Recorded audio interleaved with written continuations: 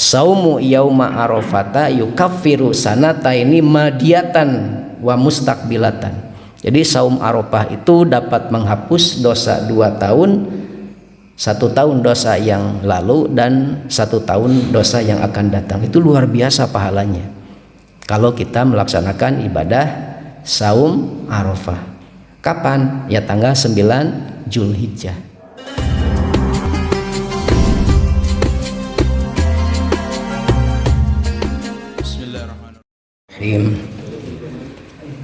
Assalamualaikum warahmatullahi wabarakatuh.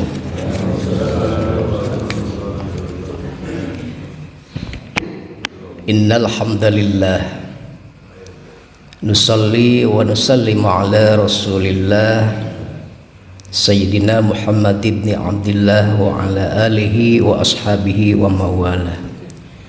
Asyhadu an la ilaha illallah wahdahu la syarikalah wa asyhadu anna Muhammadan abduhu wa rasuluhu la nabiyya ba'dah.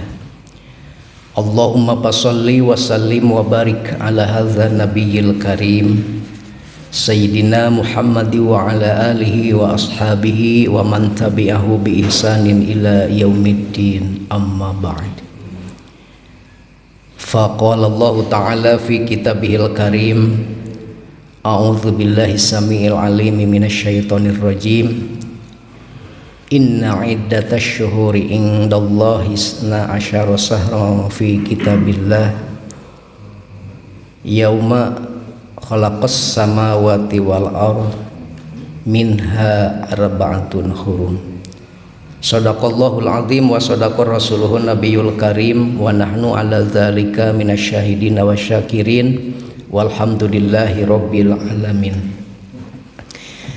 Jamaah salat subuh Masjid As-Siddiq yang sama-sama mengharap ridho dan maghfirah Allah Subhanahu wa taala.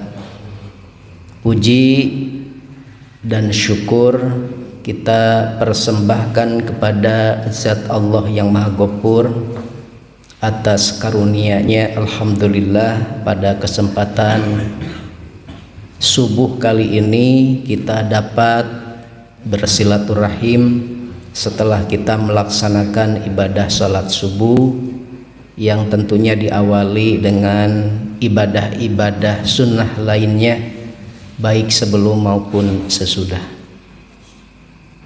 Dan patut bersyukur pula, alhamdulillah, di subuh kali ini kita dapat mengawali kembali program subuh berkah yang sempat tertunda karena Ramadan, kemudian Idul Fitri, dan alhamdulillah subuh kali ini awal dari subuh berkah yang biasanya dalam 1 bulan itu 1 kali setiap minggu ketiga. Sekarang insya Allah setiap minggu jamaah sekalian akan diisi dengan subuh berkah, dari mulai minggu pertama, minggu kedua, minggu ketiga, dan keempat, insya Allah ya. Tak lupa juga salawat dan salam semoga senantiasa tetap tercurah dan terlimpah selalu keharibaannya baginda kita Nabiullah Muhammad sallallahu alaihi wasallam. Tak lupa kepada para keluarga, para sahabat, para tabi'in, itba'u tabi'in, sampai kepada seluruh pengikutnya sampai akhir zaman. Jamaah yang dirahmati Allah Subhanahu wa taala, bulan ini bulan Dzulqa'dah, salah satu bulan yang dihormati atau yang dimuliakan di dalam Islam. Tadi dibacakan di awal atau di mukadimah bahwa sesungguhnya bilangan bulan di hadapan Allah, inna iddatash syuhuri indallahi isna asyara sahran fi kitabillah. Jadi sesungguhnya bilangan bulan di hadapan Allah, ya, inna iddatash syuhuri indallahi isna, ada 12 bulan ya. 12 bulan itu pada saat Allah menciptakan, yang di dalamnya Allah menciptakan langit dan bumi. Nah, 4 bulan yang dihormati atau yang dimuliakan di dalam Islam itu seperti yang sudah sama-sama kita ketahui. Yang pertama adalah Muharram, kemudian Rajab, kemudian Dzulqa'dah dan Dzulhijjah. Muharram sudah kita lalui, Rajab pun sama. Sekarang Dzulqa'dah. Ya, Dzulqa'dah dan nanti Dzulhijjah. Bahkan hari ini Dzulqa'dah itu sudah memasuki minggu kedua ya.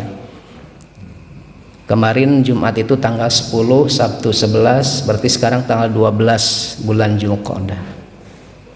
Nah, sesungguhnya bulan Dzulqa'dah itu karena bulan yang dihormati, bulan yang dimuliakan. Apabila kita melakukan amal di bulan yang dimuliakan, berarti amal yang kita lakukan adalah mulia. Kalau kita melakukan amalan di bulan Dzulqa'dah karena disayangi oleh Allah, maka amal yang kita lakukan pun disayangi oleh Allah karena berada di bulan yang dimuliakan dan dihormati oleh Allah. Kadang-kadang kita lost begitu saja karena hiruk pikuk bulan Ramadan kemarin seolah-olah sudah merasa sempurna amaliyah kita. Amalan kita sudah merasa sempurna di bulan Ramadan kemarin. Sehingga Syawal yang seharusnya grafik amaliyah kita itu minimal stabil, apalagi kalau meningkat seperti hanya di bulan Ramadan, tapi justru kemarin bulan Syawal itu grafik ibadah kita menurun ya. Yang menurun, yang stabil dan meningkat tetap gitu ya. Nah, kalau bisa terus dipertahankan apa yang bisa kita lakukan di bulan Ramadan kemarin. Nah, karena bulan Dzulqa'dah adalah bulan yang dihormati dan dimuliakan oleh Allah, ada amalan yang mulia yang kalau kita lakukan juga dimuliakan oleh Allah. Amalan apakah itu? Ya. Amalan apakah yang bisa kita lakukan di bulan Dzulqa'dah ini? Yang pertama, kita melaksanakan ibadah saum. Saumnya tentunya saum sunnah, karena yang wajibnya itu adalah di bulan Ramadan kemarin. Nah, kapan melaksanakan ibadah saum Dzulqa'dah itu? Bisa di awal minggu, bisa di pertengahan minggu, bisa di akhir minggu. Ya. Karena di dalam hadis Rasulullah Shallallahu alaihi wasallam, afdhalus syuhuri lisaumi ba'da Ramadan. Ya. Al-ashhurul hurum wa afdaluha al-muharram summa rajab summal hijjah summal qa'dah, yang artinya bulan yang paling utama untuk berpuasa setelah bulan Ramadan. Nah, jadi ada bulan yang utama untuk melaksanakan ibadah saum setelah bulan Ramadan adalah al-ashhurul hurum. Al-ashhurul hurum itu apa? Bulan yang dihormati, bulan yang dimuliakan, bulan yang di dalamnya diharamkan untuk berperang. Dan yang paling utama ya dari keempatnya adalah Muharram. Jadi kalau kita puasa di bulan Muharram itu utama. Kemudian juga Rajab, kemudian Dzulhijjah dan Dzulqa'dah. Nah, jadi puasa yang utama setelah bulan Ramadan yaitu Muharram, Rajab, Dzulhijjah dan Dzulqa'dah. Ini berdasarkan salah satu hadis Rasulullah yang pernah kita baca. Ya, doanya apa? Ya, nawaitu sauma ghadin an adai sunnati Dzulqa'dah lillahi ta'ala. Kalau kita mau saum. Ya, jadi utama. Tapi keutamaannya di dalam hal ini karena hukumnya sunnah. Kalau kita menginginkan keutamaan, kalau kita menginginkan amal yang dicintai karena berada di bulan yang dimuliakan, ya kita melaksanakan ibadah saum. Ya, itu satu. Kita kadang-kadang tidak begitu memahami ya, atau bahkan tidak tahu seolah-olah Dzulqa'dah itu ya bulan yang dimuliakan Allah saja gitu. Padahal ada amalan yang bisa kita lakukan. Itu yang pertama. Yang kedua, ya istimewanya bulan Dzulqa'dah ini ketika kita memperbanyak sedekah. Jadi berinfak dan bersedekah itu utama. Bulan Ramadan kemarin kita pahami afdhalus shadaqati shadaqatun fi Ramadan, seutama-utama sedekah adalah sedekah yang dikeluarkan di bulan Ramadan. Nah, kalau kita bersedekah, berinfak di bulan ini pun utama. Artinya pahalanya luar biasa, istimewa. Kenapa? Karena berada di bulan yang dimuliakan, berada di bulan yang dihormati oleh Allah Subhanahu wa taala. Yang ketiga, ya melaksanakan umroh, ya umroh dan haji. Nah, makanya sekarang alhamdulillah jemaah sekalian, jemaah haji dari Indonesia sudah mulai bergerak, bahkan sudah ada yang memasuki kota Mekah, ya sudah ada yang memasuki kota Mekah. Kita doakan ya semoga calon jemaah haji kita wabil khusus dari Jawa Barat ya menjadi haji yang mabrur dan mabrurah. Amin ya Allah ya rabbal alamin. Karena derajat haji yang mabrur adalah al-hajjul mabrur laisa lahu jazaa'un illal jannah.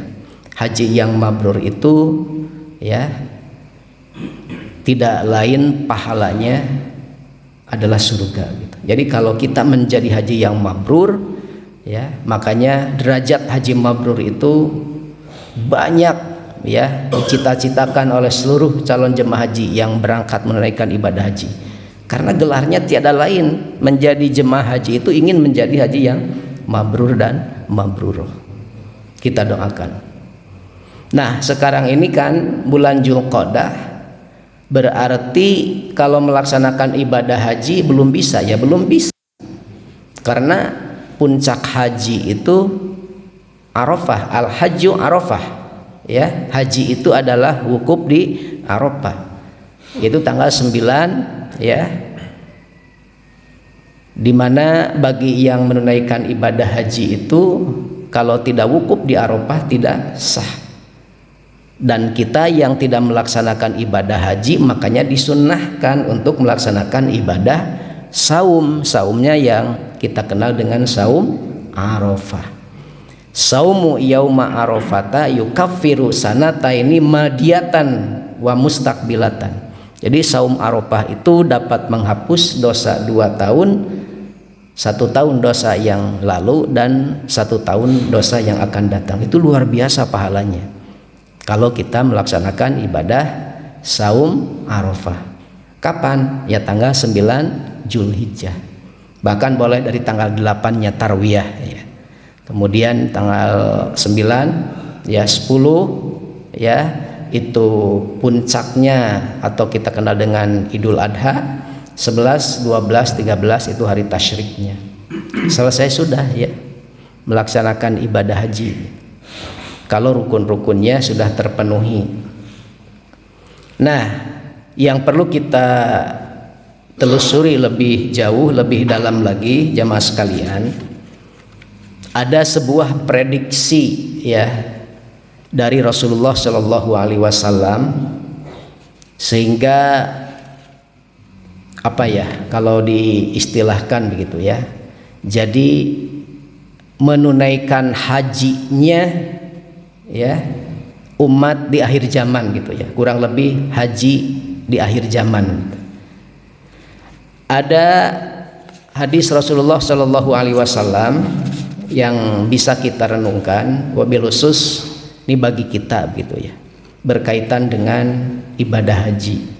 Jangan sampai salah niat, jangan sampai salah dalam prakteknya. Ya'ti 'alan nasi zamanun yahuzzu agniya'u ummati lin najah wa awsatuhum litijarah wa qura'uhum lirriya'i wa sum'ah wa fuqara'uhum lil mas'alah. Ya. Jadi akan datang suatu zaman pada umatku kata Rasulullah, di mana orang yang melaksanakan ibadah haji, ini mohon direnungi ya oleh kita bersama. Jadi ada orang yang melaksanakan ibadah haji, orang kaya dari umatku pergi haji untuk berwisata. Jadi kalau dalam bahasa kita kernu beunghar mah haji teh hanya sebagai perjalanan wisata, mungkin wisata rohani lah kurang lebih. Kenapa? Karena mungkin dia dikatakan orang kaya tapi belum menunaikan ibadah haji, sehingga status sosial di masyarakatnya kurang lengkap kalau belum haji. Ya, itu kan banyak orang kaya belum menunaikan ibadah haji. Ataupun kalau dia melaksanakan ibadah haji tadi tujuannya hanya sekedar apa? Sekedar tamasya, piknik gitu ya kalau dalam bahasa kita.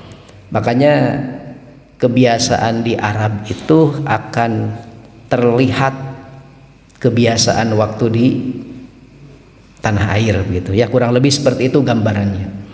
Makanya kalau biasa kita ke masjid ya, sholatnya berjamaah walaupun jauh dari hotel, panas, dia karena mengejar pahala berjamaahnya, dan sholat di Masjidil Haram atau di Nabawi itu pahalanya kan luar biasa. Dia akan mengupayakan diri gitu ya untuk senantiasa sholat berjamaah.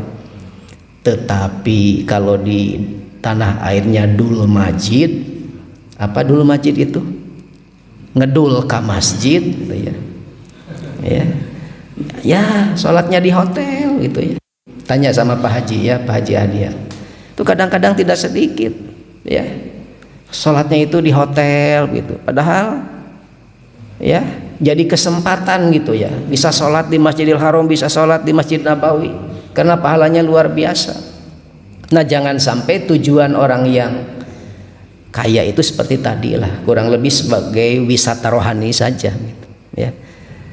Wisata rohani, apalagi sekarang hadirin ada yang disebut dengan haji, kalau istilahnya haji plus atau apalah namanya, itu tidak usah daftar Pak, bukan tidak usah daftar, artinya tidak harus menunggu lama ya, tidak usah menunggu lama, asal punya uang bisa berangkat gitu ya. Berapa Pak Haji? Hampir 350-an ya, 350 juta kalau tidak salah ya. Punya nggak uangnya Pak Das? Bagi orang kaya, bagi orang yang berduit nggak jadi masalah uang itu kan. Tinggal daftar tahun ini, umpamanya tahun depan bisa berangkat ya. Nah itu bagi orang kaya kadang-kadang seperti itu. Akan datang ya suatu masa bagi umatku, orang yang kaya dari umatku pergi haji untuk berwisata gitu. Itu yang pertama. Kemudian wa ausatohum litijaroh, ya, orang atau yang kelas menengah pergi haji untuk berdagang. Nah, jadi kelas menengah itu apa ya? Biasanya kelas menengah itu kan mungkin lah, kan ada istilah kelas bawah, kelas menengah, kelas atas dalam strata kehidupan sosial kita kan. Ada kelas konglomerat, ada kelas kolomeran, itu kurang lebih seperti itu ya. Nah, tujuannya apa berhajinya? Mereka berdagang. Jadi menunaikan ibadah haji itu menjadi sebuah jalan untuk bisa berniaga, untuk bisa berdagang. Makanya mohon maaf, banyak cerita calon jemaah haji, salah satunya yang senang merokok Pak RT 4 ya, Mas Farjan. Dari sini itu bagaimana caranya nih bisa bawa rokok ke Arab Saudi itu ya. Karena punya mental berdagang gitu ya. Jadi berniaganya sangat kuat. Setiap momen, setiap keadaan, bagaimana caranya bisa menjadikan uang gitu, bisa mendatangkan uang. Saya sering mendengar ya golongan-golongan murokiin, orang-orang yang suka merokok gitu ya. Dari sini itu bagaimana caranya bisa membawa rokok yang banyak. Yang penting mah bisa lolos lah, tidak terdetek atau teka panggih kalau dalam bahasa Sunda itu. Di sana itu Bapak sekalian ya, yang lain mungkin susah mencari rokok, dia mah banyak karena persediaan. Itu dijualan Pak. Ya, si rokok itu mahal. Ya, bahkan bisa 100 rial kalau tidak salah, kurang lebih 100.000 lah. Jadi garpit kayak Sampurna Mil itu di sini berapa? 25.000 ya. Di sana itu bisa 100.000 jual ke jemaah, itu kan menguntungkan gitu ya. Menguntungkan. Coba lamun orang ngadon jualan wungkul ka ditu rokok kan. Tapi kalau bari menunaikan ibadah haji kan tadi bisa apa? Bisa mendatangkan banyak lah. Atau di sana itu siap-siap beli minyak ya. Beli minyak untuk dijual di Indonesia atau dipaketkan terlebih dahulu ya. Barang-barangnya dipaketkan untuk apa? Untuk dibisniskan begitu ya. Nah, ini kan tujuannya apa tadi? Untuk berdagang, untuk berniaga gitu. Dan yang selanjutnya kata Rasulullah Shallallahu Alaihi Wasallam, wa qura'uhum lirriya'i wasum'ah ya. Jadi orang yang paham ya, dalam hal ini ulama itu ustadz atau kiai, pergi hajinya itu untuk apa? Untuk riya dan popularitas ya, kalau dalam bahasa kita itu. Hadirin, kita sering mendengar ada ustadz atau ada kiai suka bicara begini, alhamdulillah can abdi mah ka Arab teh tos sapertos jalan kacai, karena seringnya gitu ya. Dalam 1 tahun membimbing umroh, dalam 1 tahun berapa kali dia membimbing umroh, kemudian musim haji dia membimbing jemaah haji. Jadi ke Arabnya itu sudah berulang kali suka mendengarkan ucapan seperti itu, abdi mah alhamdulillah cenah ke Arab teh tos 25 kali. Malih tos sapertos jalan kacai cenah abdi mah ciring cincat. Ya, itu riya kan? Ya. Dan popularitas, untuk mencari popularitas dan lain sebagainya. Nah, hadirin, sekarang ini di media, betul atau tidak, Arab itu merasa risih dengan jemaah haji Indonesia. Risihnya bagaimana? Kalau dulu membanggakan ya, jemaah haji Indonesia itu paling tertib, paling disiplin. Sekarang ini justru ada kesan tidak baik dari masyarakat Arab, dari pemerintah Arab Saudi terhadap jemaah Indonesia. Apa yang menjadi risihnya? Setiap ibadah, apalagi di Masjidil Haram, bukan berupaya untuk tawaf, bukan berupaya untuk mencium Hajar Aswad, tapi dia lebih mendahulukan update status, dipoto ya, payunan Ka'bah menuju mengkeran Ka'bah langsung update status. Itu bisa mengurangi nilai keikhlasan gitu ya. Ya, bisa mengurangi nilai keikhlasan. Dari orang mah geus biasa kan update status. Ya, mun bisa maker sujud ke dipoto heula, trek, kemudian lagi sujud dulu gitu. Ya, untuk apal batal karena sholat majigana bakal seperti itu ya. Nah, itu coba saja Bapak sekalian, kalau kita lihat ya, yang umroh depan Masjidil Haram ya, foto update status, lagi tawaf update status gitu ya. Nah, itu kan bisa dikategorikan riya ya, atau untuk mencari apa tadi, popularitas gitu ya, supaya dikenal, supaya orang tahu bahwa dirinya itu sedang melaksanakan ibadah haji ya, walaupun mungkin motivasinya kembali kepada dirinya lah, tapi paling tidak hal-hal tersebut tidak bisa kita hilangkan, ada unsur-unsur riyanya.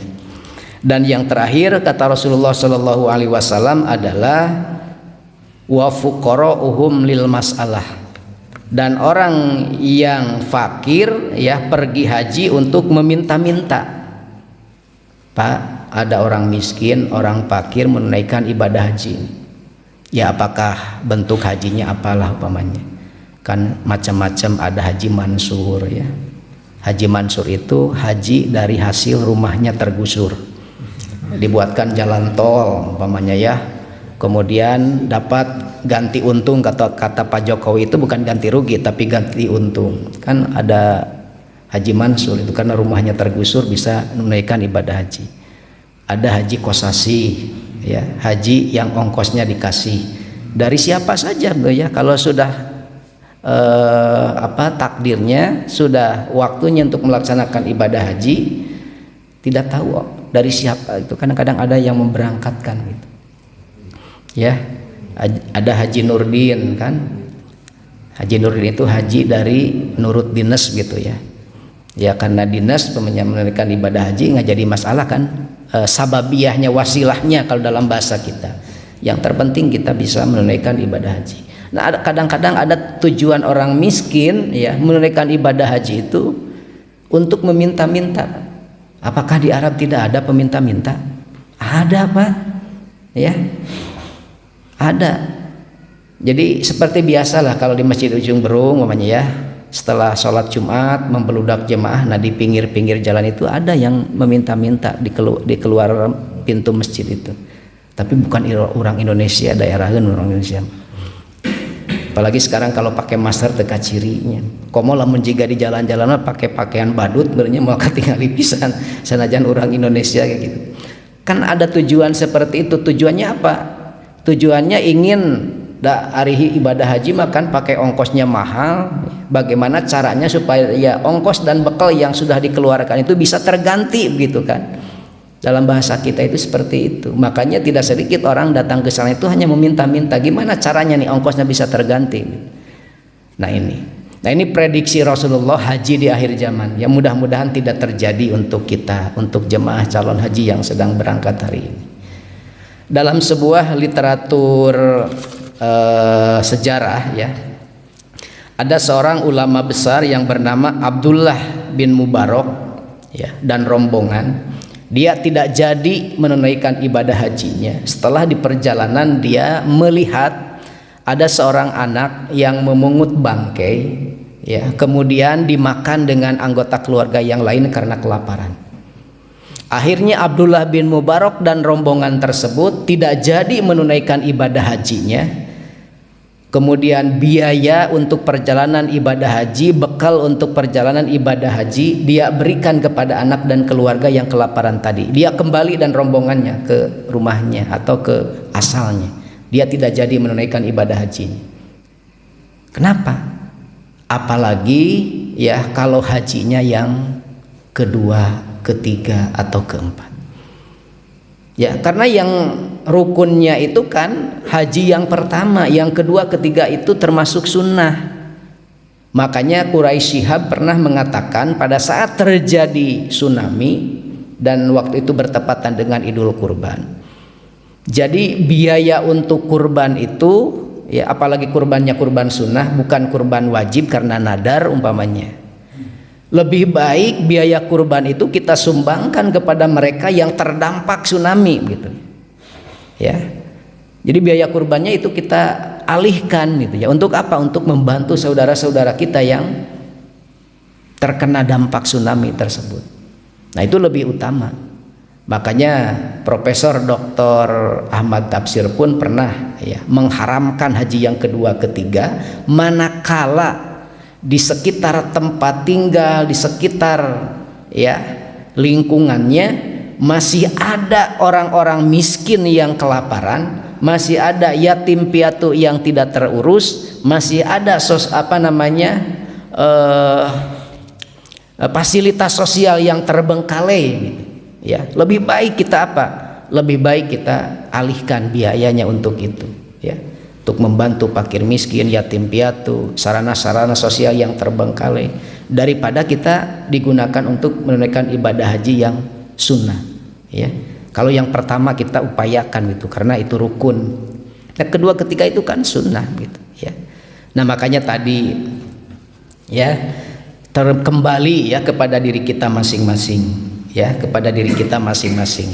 Niat kita seperti apa? Bahkan Umar bin Khattab pun pernah menyampaikan ya, pengunjung Masjidil Haram itu banyak tetapi mereka yang haji itu sedikit ya, jadi ya persis gitu ya gambaran Rasulullah tadi. Jadi ya pengunjung Masjidil Haram itu banyak ya, jutaan dari seluruh dunia itu, walaupun sekarang masih ada pembatasan dari segi calon jemaah haji. Ya mudah-mudahan tahun depan ya normal, apalagi sekarang ini yang usianya di atas 65 ya, itu kan tidak berangkat gitu. Kasihan kan mereka sudah lama menunggu 2 tahun tidak ada pemberangkatan, pas ada pemberangkatan tidak terbawa karena ada ketentuan usia gitu yang berangkat ya. Ya mudah-mudahanlah tahun depan sudah normal seperti biasa ya. Yang sudah daftar ingin Pak naik haji Pak, hoyong naik haji atau daftar heula hoyong ke haji tapi can daftar badai gaduh nomor porsi kumaha atunya kedah daftar heula Pak, kantun ngantos gitu. Tos ngantos mah ya, anu mina ngantos mah bisa lami bisa enggak. Jangan berpikir sekarang oh menunggunya saja 15 tahun 20 tahun umpamanya. Daftar saja dulu ya, daftar saja dulu. Kita tinggal menunggu nanti kapan berangkat dan lain sebagainya. Nah, jemaah yang dirahmati Allah Subhanahu wa taala, ini saja barangkali yang bisa disampaikan. Ini bukan kultum ya, ini khotib Jumat barangkali seperti itu. Ini materi ini saya sampaikan pada saat khotib Jumat kemarin ya. Sengaja menyampaikan ini dalam rangka apa? Dalam rangka sama-sama kita untuk memperbaharui tajdid dunia kita, memperbaharui niat kita dalam segala hal gitu ya. Semata-mata yang kita lakukan hanya mencari keridhaan Allah, jangan didasari oleh ria ya. Karena kalau ria itu tidak akan dapat pahala apa-apa gitu ya. Banyak nanti orang yang mengadu kepada Allah, mana pahala ibadah yang saya lakukan ya. Kita tidak mendapatkan apa-apa. Karena apa? Ada penyakit hati di dalam diri kita yaitu ria, ingin dipuji, ingin dilihat oleh orang lain bahwa kita itu orang soleh, bahwa kita itu ahli ibadah gitu ya. Sementara orang lain dianggap bukan ahli ibadah dan lain sebagainya. Apalagi kalau sudah merasa dirinya ahli surga ya, naudzubillahi min dzalik. Tidak ada jaminan kita itu, tapi kita berikhtiar dan berupaya ingin menjadi orang baik, ingin menjadi orang yang lebih baik gitu. Nah insya Allah ya, dan sekali lagi mari kita berdoa mudah-mudahan ya Allah Subhanahu wa taala senantiasa memberikan kesehatan dan kekuatan kepada kita.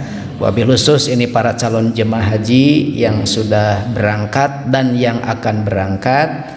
Dari kota Bandung saja Pak, kalau tidak salah itu hanya 1116 kalau tidak salah ya.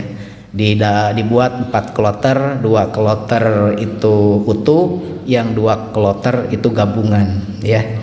Ada berangkatnya yang dari Polda, kemudian yang 2 kloter gabungan itu berangkatnya dari Kemenag. Mungkin untuk kabupaten Pak Haji di Sulaiman ya, semuanya di Sulaiman semuanya. Nah, jadi untuk kabupaten itu di Sulaiman, kalau dari kota Bandung itu di Polda 2 kloter yang utuh tidak digabung, kalau yang 2 kloter itu di Kemenag ya, di kantor Kemenag. Nah, itu saja barangkali sekali lagi ini dalam rangka watawassaw bil haqqi watawassaw bishob, bukan untuk apa-apa tapi kita refleksi lah bersama-sama, bermuhasabah diri ya, supaya kita menjadi orang yang lebih baik gitu ya, menjadi orang yang lebih baik. Karena sudah pas gitu ya, sudah datang yang kita tunggu untuk sarapannya. Ayo ting ting main karapan, sebentar lagi yuk kita sarapan ya. Terima kasih. Assalamualaikum warahmatullahi wabarakatuh.